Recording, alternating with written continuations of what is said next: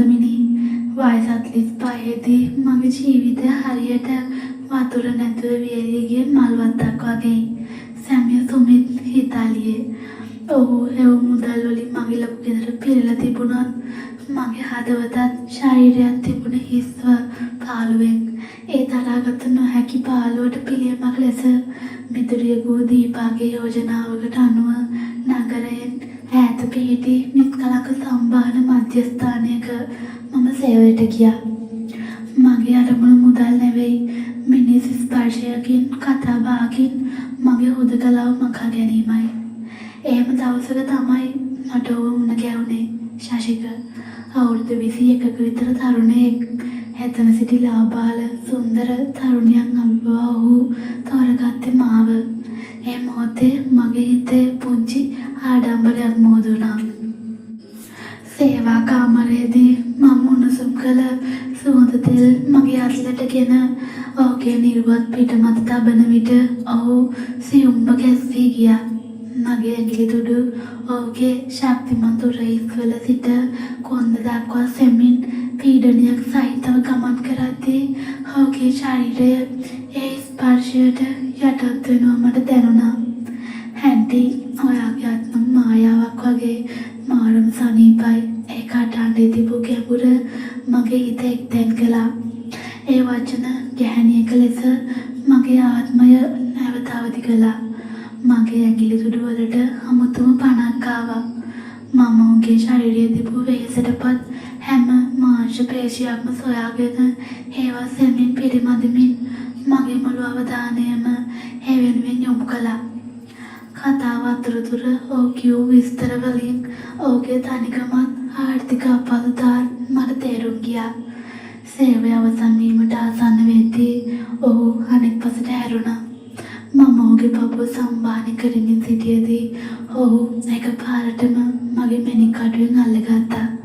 ඔහුගේ ග්‍රහණය තදයි, ඒත් වේදනාකාරී නෑ.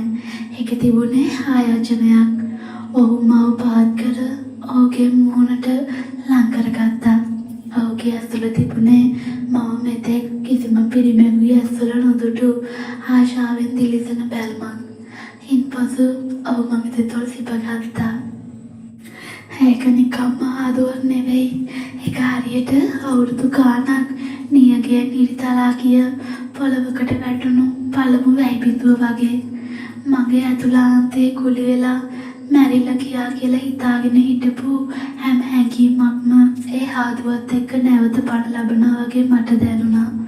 ඔහුගේ තොල් උණුසුම් සහ මෘදුයි. ඒ ආදුව මුලදී මෘදු වුණත් ක්‍රමයෙන් ඇය දැඩි එල්ලීම් සාර දෙකක් බවට පත් වුණා.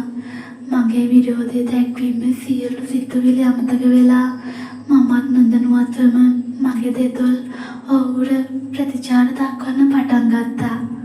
ඔහුගේ හීන් දැඩි ඇඟිලි මගේ කොණ්ඩේ අතරින් ගමන් කර මගේ හිස තවත් ඔහුට ලං කරගත්තා. ඔහුගේ තරුණ ජීවිතය බර ගැන සිතා මගේ හදවතේ මෝදු ආදරණීය හැඟීමත් සමග මම ඔහුට මගේ නිවසේ නතර වීමට ආරාධනා කළා. ඔහු ඒ පිළිගත්තේ දැසි කඳුළු පුරවගෙන. එදා හවස අපි දෙදෙනා මගේ නිවසට ආවේ අපේ ජීවිතවල අලුත් පරිච්ඡේදයක් පෙරලා ගනිමින්. මම නාගෙන ඇවිත් කුස්සියේ රාත්‍රී ආලේ පිළියෙල කරමින් සිටියදී පිටිපස්සෙන් නම් මොනසුම් මුස්මක් මගේ බෙල්ලේ වැදුනා. ඒ සමගම තෙත සිරුරක සුවඳත් සබන් සුවඳත් මගේ නාස්පුඩු පිරෙව්වා. මම කැසිලා හැරෙන්නටත් පෙර ශක්තිමත් ඈත් දෙකක් මගේ ඉන වටා ඇති මාව ඔහුගේ සිරුර තද කරගත්තා. ශාසික තරමක් පමණක් ඇඳ ඔහුගේ නිර්වත් උඩුකය මගේ රෑ ඇඳුම හරහා මගේ පිටට තද වෙද්දී මගේ මුළු සිරුරම හිරි වැටී ගියා. ඔයා මේ ඇඳුමට මාරම ලස්සනයි සඳමිනි. ඔහු මගේ කනට කොඳුරුන විට ඔහුගේ උණුසුම් තොල් මගේ කන් පෙති ස්පර්ශ කළා. ඒ වචන වලට වඩා ඒ ස්පර්ශය මගේ හැඟීම් අවුළු වලන්නට සමත් වුණා. මගේ තනිස් පණ නැති වෙනවා වගේ මට දැනුණා. ඔහු සෙමින් මාව ඔහුගේ දෙසට හරවා නැවත මගේ තොල් සිපගත්තා. මේ ආදුව පෙර ආදුවට වඩා වෙනස්. මේ තිබුණේ අයිතියක්, නිදහසක්, ඔහුගේ එක අතක් මගේ නමට තිබෙද්දී අනෙක් අත ඇඟිලි තුඩු මගේ පිට දිගේ සැමින් පහළට ගමන් කර මගේ පිටුපසින් අතර වුණා. ඔහුගේ ස්පර්ශය මගේ රැඳුම හරහා වුවද මගේ සම පුළුසා දමන්නක් මෙන් දැනුණා. මගේ මුවින් සියුම් කෙඳිරියක් පිට වුණා. අපි රැඳලා හම්බ වෙමු. ඔහු හති දමමින් කිව්වා. රාත්‍රී ආහාරයෙන් පසු ඔහු මාව ඔහුගේ කාමරයට රැගෙන ගියා. හැඳමඳ මා ආන්තිකරු ඔහු මගේ සිරුර මතට පාත් වී මගේ දැස් දෙස බලා සිටියා. එදා රාත්‍රිය මගේ ජීවිතයේ හැරවුම් ලක්ෂය වුණා. ඔහු මගේ අඳුම් ඉවත් කළේ හදිසියෙන් නොව පුදුමාකාර ගෞරවකින් සහ ආදරයකින්. හරියට වටින තෑග්ගක් දිගාරින්නාක් මෙන් කාමරයේ තිබිල් වාතය මගේ නිරුවතම ස්පර්ශ කරන විට මට සියුම්ව ගැස්සුණා. ඒත් ඒ සීතල මොහොතකින් ඔහුගේ උණුසුම් තොල් සහ දෑත් නිසා පාව ගියා. ඔහු මගේ ශරීරය වන්දනාමාන කළා. මගේ ගෙල, මගේ කරවට ඇති අස්ථි, මගේ පියුරු, මගේ උදරය, ඔහුගේ තොල් සහ දිව මගේ ශරීරයේ හැම අංගලක්ම රස වින්දා. මම මෙතෙක්කල් සංගවාගෙන සිටි මගේ යැයි මා සිතු අඩුපාඩු පවා ඔහුට සුන්දරත්වයේ සංකේතය වුණා. ඔහුගේ ස්පර්ශයෙන් මගේ ශරීරයේ මා නොදැන සිටි සංවේදී තැන් පවා අවදි වුණා. මම ප්‍රතිචාර දැක්වුවේ කෙඳිරි වලින් සහ ඔහුගේ හිසගේ සතර මගේ ඇඟිලි ගෙල්වීමෙන්. ඔහු මගේ ශරීරය වාදනය කළේ දක්ෂ සංගීත ශිල්පියෙකු වීණාවක් වාදනය කරන්නක් මෙන්. ඔහු මව සතුට ඉහළම තලයට සෙමින් නමුත් නිතගවම රැගෙන ගියා. අවසානයේදී වසර ගණනාවක් පුරා මගේ ආත්මයේ සිරවී තිබූ සියලු වේදනා, තනිකම සහ ඉටු නොවූ ආශාවන් සතුටේ කඳුලක් ලෙස මගේ තෑසින් ගලා ගොස් ඔහුගේ උරහිස මත සිඳී ගියා. ඒ රාත්‍රිය අවසන් වන විට මම නැවත පුදුනාක් මෙන් මට දැනුණා. ඊළඟ දවසේ මම රැකියාවෙන් ඉවත් වුණා. එතෙන් පටන් අපේ ආදරයේ සුන්දරම දවස් උදා වුණා. කුස්සිය අපේ ආදරයේ තවත් වේදිකාවක් වුණා. දවසක් මම උදේ ආහාරය සූදානම් කරමින් සිටියේදී ඔහු පිටුපසින් පැමිණ මව බදාගත්තා.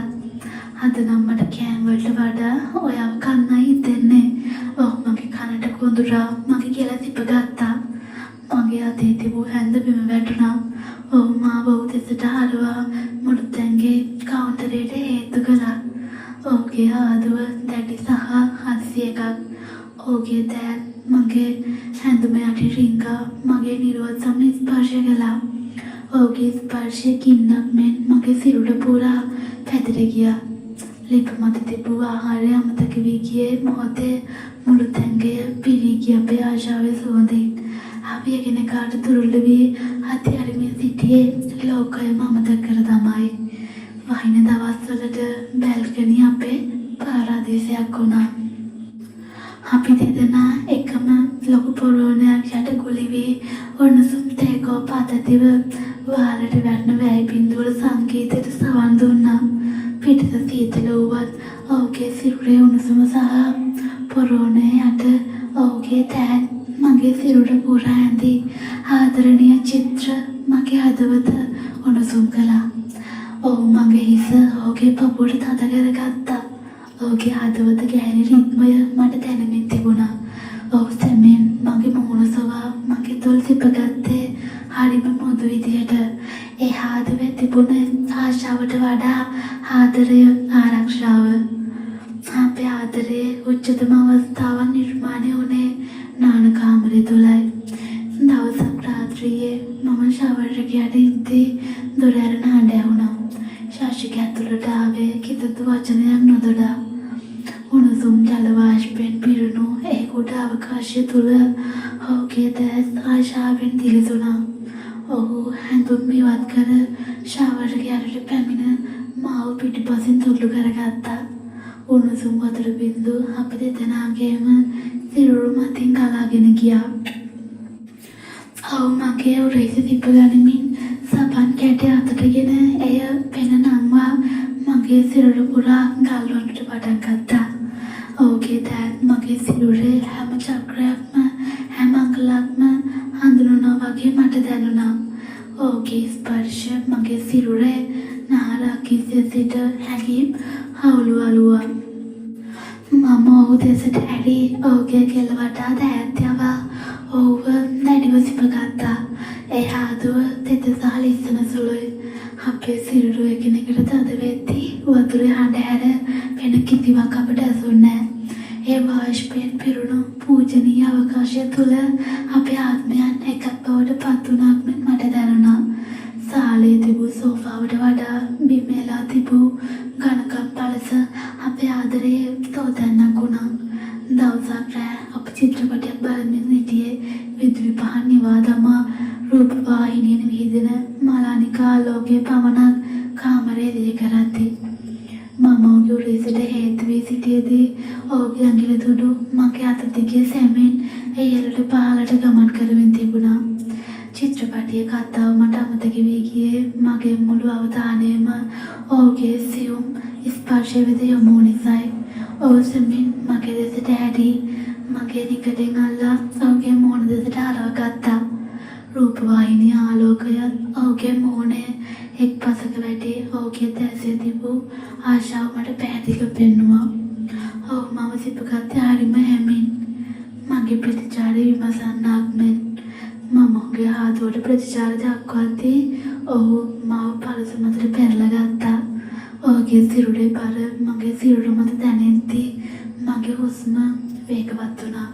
ඔහු මගේ ඇඳුම් ඉවත් නොකර ඒ මතින්ම මගේ සිරුරේ හැඩය ඔහුගේ දෑතින් විඳගත්තා.